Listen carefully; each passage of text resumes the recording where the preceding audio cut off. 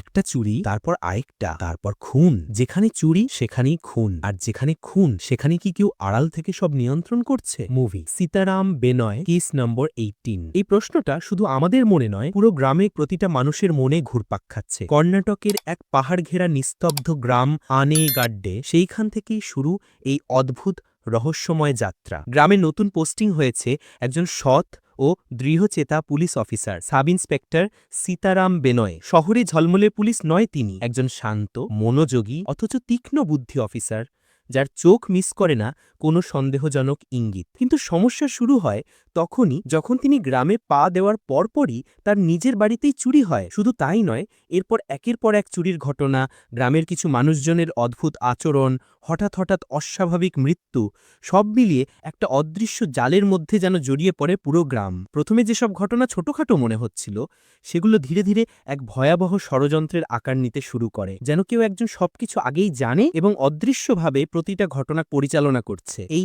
Case number 18 ঠিক তখনই একটা সাধারণ কেস থেকে রূপ নেয় এক জটিল মনস্তাত্ত্বিক লড়াইয়ে। কি এই সিনেমাকে আলাদা করে তোলে? এক, বাস্তবধর্মী ইনভেস্টিগেশন। সিনেমায় একটাও অপ্রয়োজনীয় গান, নাটকীয় প্রেম কিংবা বলিউডি অ্যাকশন নেই। প্রতিটা তদন্তের ধাপ যেন বাস্তবের মতোই মন্থর কিন্তু যুক্তিগ্রাহ্য। একটা হাফ প্যান্ট পরা ছোট ছেলে, এক বয়স্ক মুচি, এক চাষাভুষো পরিবারের সদস্য, সবার মধ্যেই লুকিয়ে আছে কোনো না কোনো ক্লু, যেগুলোকে ধরে এগিয়ে চলেন এসআই সীতারাম বেনয়। দুই হচ্ছে গ্রাম বাংলার বাস্তব সেটিং। বেশিরভাগ থ্রিলার সিনেমা শহরের ব্যাকড্রপে তৈরি হয়, কিন্তু এই মুভির পুরো ঘটনা প্রবাহ এক প্রত্যন্ত পাহাড়ি গ্রামে, যেখানে প্রতিটা দৃশ্য প্রকৃতির সৌন্দর্য আর নিঃসঙ্গতার মধ্যে একটা গা ছমছামে পরিবেশ তৈরি করে। শালীন পোশাক, বাস্তব ভাষা এবং গ্রামের সাধারণ মানুষের স্বাভাবিক আচরণ, সবকিছু মিলে আপনি নিজেই যেন ঘুরে আসবেন সেই গ্রাম থেকে। তিন, স্লো বার্ন ন্যারেটিভ। এটা সেই টাইপের সিনেমা যেটা প্রথম ২০-২৫ মিনিটে হয়তো আপনাকে ঝাঁকুনি দেবে না,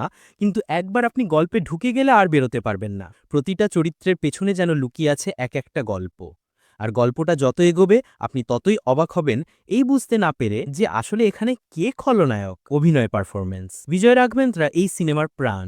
একজন শান্ত, কম কথা বলা কিন্তু গভীরভাবে পর্যবেক্ষণ করা পুলিশ অফিসারের চরিত্রকে যেভাবে তিনি ফুটিয়ে তুলেছেন তা সত্যিই অসাধারণ। তার চোখে মুখে দৃঢ়তা, কিন্তু আবেগের ওপর কঠিন নিয়ন্ত্রণ, একদম নিখুঁত। সীতারামের যে কুল হেডেড ইয়েট ডেডলি ডিটারমাইন্ড বৈশিষ্ট্য, সেটা তিনি একেবারে জীবন্ত করে তুলেছেন। বাকি চরিত্রগুলোরও অভিনয় বেশ সাবলীল। গ্রামের মানুষের মতোই তারা কথা বলে, হেঁটে চলে, আর তাদের আচরণে যেন কোনোদিন মনে হয় না তারা ক্যামেরার সামনে দাঁড়িয়ে আছেন। এটাই সিনেমার অন্যতম প্লাস পয়েন্ট। কেসের রহস্য আর টুইস্ট, গল্প যত এগোয় আপনি বুঝতে শুরু করবেন এটা শুধু চুরি নয়, এর পেছনে একটা রাজনৈতিক প্রভাব আছে, নাকি পুরনো শত্রুতা, নাকি একেবারে ব্যক্তিগত প্রতিশোধ।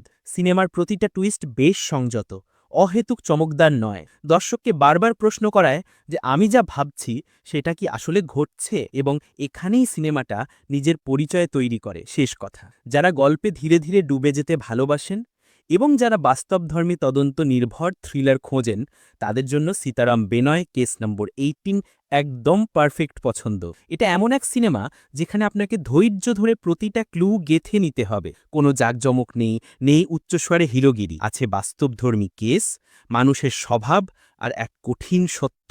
অপরাধ যতই ছোট হোক, তার পেছনে কোনো না কোনো মানবিক যন্ত্রণা, ক্রোধ বা অভিমান লুকিয়ে থাকেই। যারা গল্পে ধীরে ধীরে ডুবে যেতে ভালোবাসেন এবং যারা বাস্তবধর্মী তদন্ত নির্ভর থ্রিলার খোঁজেন, তাদের জন্য এটি মাস্ট ওয়াচ। এমন দুর্দান্ত সব থ্রিলার, রহস্য আর রিভিউ পেতে চোখ রাখুন আমাদের YouTube channel the world of movies.